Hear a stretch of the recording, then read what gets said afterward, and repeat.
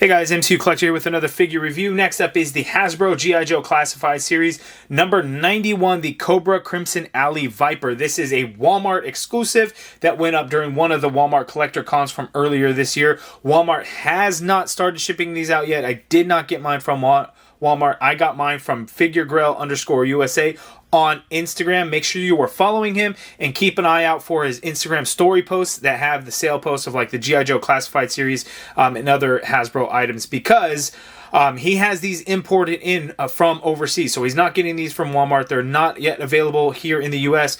So if you want to get them early, make sure to check out FigureGrail_USA on Instagram. Follow him. Look out for his Instagram sale posts. Link in the video description below so you can quickly access his Instagram page. But shout out to him for shipping this out and getting them to me super quick. I really appreciate it. And they came in a box as opposed to a poly bag that Walmart would ship it out in. So the box was not crushed in any kind of way, which I'm excited because I like these G.I. Joe Classified Series boxes. They look really good. So like the Crimson Alley Viper, the Alley Viper, the original one is bright ass orange and blue. I really like this figure. This thing was a whole lot of fun. This one is even better because it has a much better color scheme. The red, black with some gray thrown in there looks really good. So all the fun of that previous Alley Viper, take it up a few notches because this one has all the same things to go along with it, but a much better colorway. Unless you just traditionally classic, the original figure, you have that bright orange and blue, sure. But this thing is awesome. Looking at the package, you see everything that he comes with there. We got to look at the figure there. The artwork for the Crimson Alley Viper looks really cool. On the back of the package, we see the full loadout and everything. There's a whole lot going on for it. QR code that's not going to take you anywhere. So we'll push that off to the side and let's go ahead and get in for that closer look on the Crimson Alley Viper. Okay, so here is an up-close look at the Crimson Alley Viper. I still got everything attached on there because I wanted to show you some things. So here is the backpack. We do get one of the guns that will actually port on there for storage. The other ones will not port or store anywhere on the figure. So you have this here, and of course this crossbow section there, does come off, and you can attach a string if that's what you wanted to do there. I guess that's what those little hoops are for. Probably throwback to the classic stuff. But the mold looks like so. We get a couple of weapons with removable magazines. As you can see there, this one you have to plug it in there, but that looks pretty good. It's just all done in black molded plastic, but looks good. And then he has another one that I have on his hand, as you can see here. Same thing, removable magazine, so you can attach and detach as you need to reload. Sculpt wise, looks pretty good there. We also get a couple of knives, so one that sheaths on the right forearm, so we have that one there. And then right here on his chest, we have the same one. That is in there a little tight. Got it. So we have two knives. We also have this handgun here that holsters on his right leg. And then as you can see, the shield. So this shield is the same as the previous one, but this one feels a lot more rubbery, and it looks like the glue on mine popped off. So not that big of a deal. It will hold on, but it can fall off, as you can see. A little bit of glue in there, and it's going to be good as new, but you also want to be careful because it needs to be able to swivel in there so you can adjust it and hold it in certain poses and whatnot. So that's why you got to be careful because it can pop off. But again, it's designed to be able to swivel, so it can, just kind of go in there and it'll hold. It's not like completely loose or anything like that. But if I start forcing it and pushing it, it will pull it off there. Here on the inside, it looks like we get this sticker applied there, which has this cool little, digital screen to it. The previous Alley Viper one, the orange and blue, and sorry, I haven't taken it out of the tray, but that one just had like a green pattern target system on the inside there.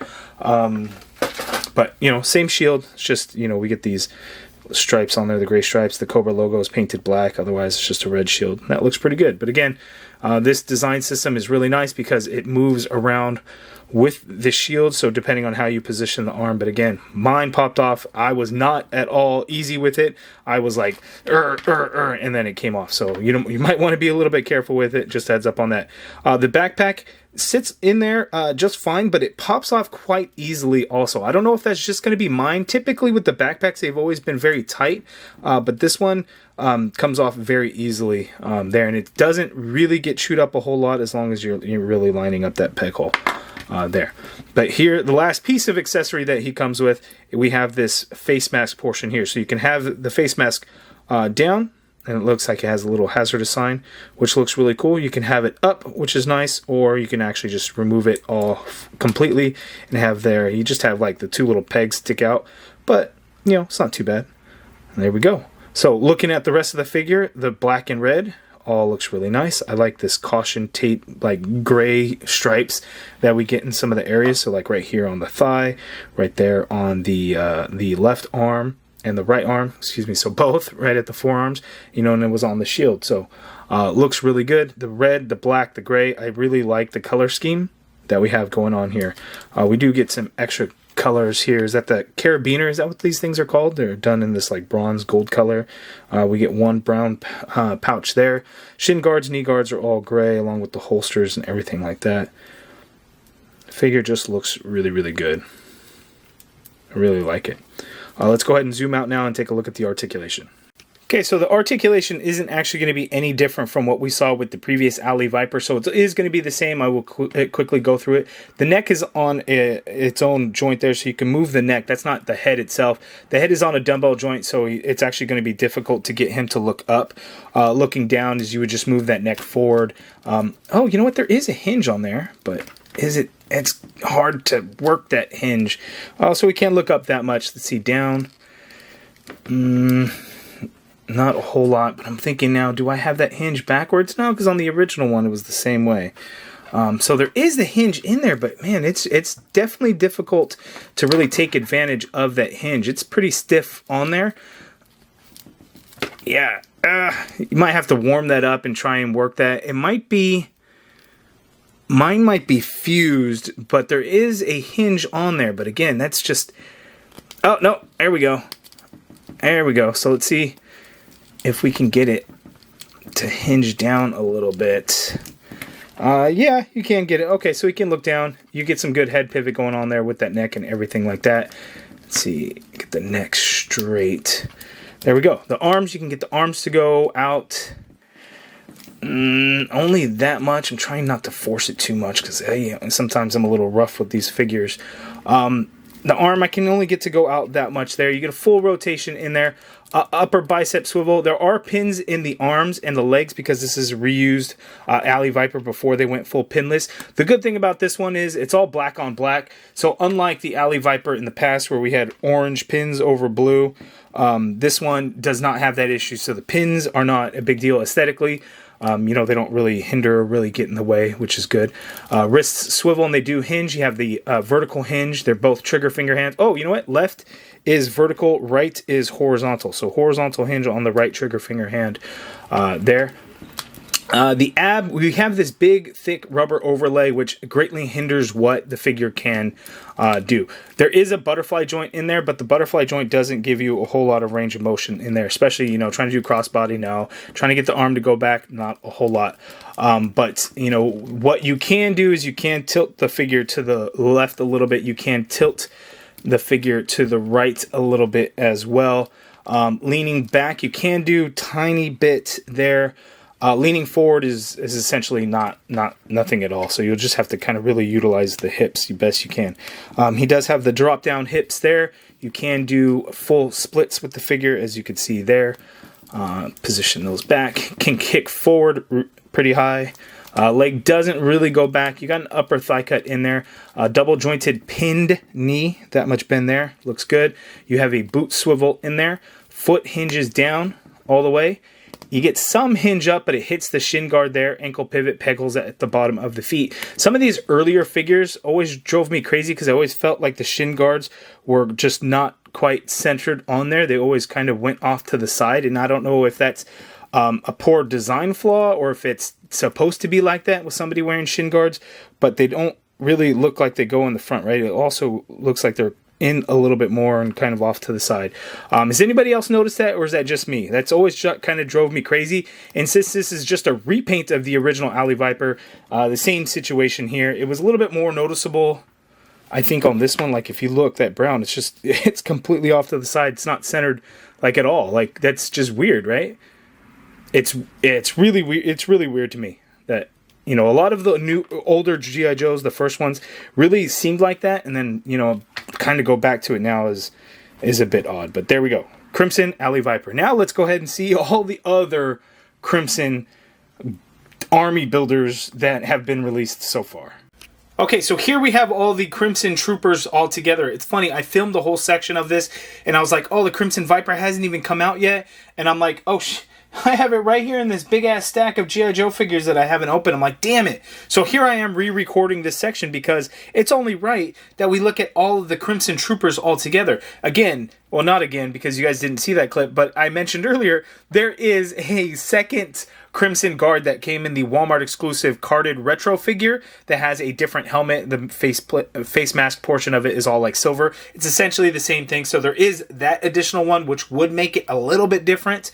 But here we have the Crimson troop builders. So the Crimson Guard is, was made specifically for the Crimson team. But here we just have the repaint. So the Crimson Viper, the Crimson Alley Viper, and the Crimson b.a.t.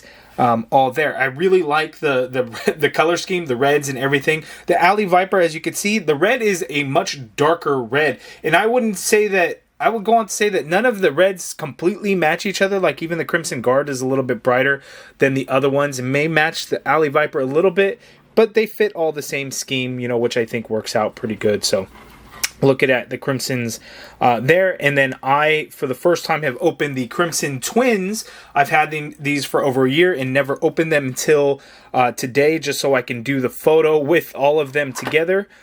So we have here, these things are actually pretty good, and my understanding is that they are showing up at Ross right now for like $5.99 each, or really cheap at Ollie's or something. There's no Ollie's in California, so I wouldn't really know anything about that. But, I paid full price over a year ago, and I was cool with that. They seem to be pretty good figures, so I am happy to have them. And looking at all the Crimson together is pretty cool. The Crimson Strike Team, the Hasbro PulseCon 2023 exclusive. I just got an email last night from Hasbro Pulse saying, hey, by the way, this is going to be shipping soon. So it looks like October 19th is going to be the official release date for the Crimson Strike Team. That is the 3-pack of the Crimson Twins and Baroness, all wearing red. So once those come in, you have all these guys all together. They are going to look pretty damn awesome. So I am really excited for that. You guys let me know what you guys think of all of the Crimson team down in the comments below. Okay, and then here we have the new Crimson Alley Viper with the original Alley Viper, and as you can see, they are the same exact figures. They have the same exact accessories. Nothing at all has changed other than the colorway, but they are, the same exact figures. So just a repaint. And I know that repaints are inevitable. We get a lot of unique sculpting with the G.I. Joe Classified Series line. There's been a shit ton of repaints. And I'm good with that. I'm okay with that, especially when they throw them in as exclusives. This is my opinion on this, but if you're going to do a repaint of a figure, why not make it an exclusive? So some people that want it, they should be able to get it. And for those that don't want it, hey, it's an exclusive. It's not taking up a spot in the regular main line. Not that big of a deal, right? Maybe it's not as, you don't have to try as hard to try and get it kind of thing. That's kind of my thoughts. But then Hasbro numbers them all, and it's like, it forces people like, I got to get all the numbers, right? That's kind of how I feel about it a little bit. But not only that, is Hasbro just truly makes really good G.I. Joe action figures that I'm really happy to have as part of my collection. I always go back and forth on if I'm going to continue the line, but they just continue to release really, really good figures that makes me stay in it. And the Crimson Alley Viper is another example of a figure that I already really liked, but even made it better by making the colors, I think, look really, really good. Okay, so that is my review of the Crimson Alley Viper. I think it is a really good figure, a nice one to add to your collection. So if you're looking for it, if you missed out on a pre-order or you don't trust Walmart's shipping, make sure hit up FigureGrail_USA on Instagram. Be on the lookout again for a story post. He also has a website, so if you're looking for import figures like Mafex and things like that, check out his website, FigureGrail.com. Link in the video description for that as well. But for like the Hasbro, the domestic figures, he's going to actually share those sales posts on Instagram. So, keep that in mind. Remember, these are imported in from overseas. They are not from like a retail source or anything like that. They are imported in. But yeah, Crimson Alley Viper looking pretty damn awesome. I really like it. You guys let me know your thoughts down in the comments below. If you guys like this video, please do me a favor and hit that thumbs up button. Subscribe if you haven't already done so. If you're interested in supporting the channel, hit that join button and become a channel member and be a part of the MCU Collective. And as always, thank you for watching.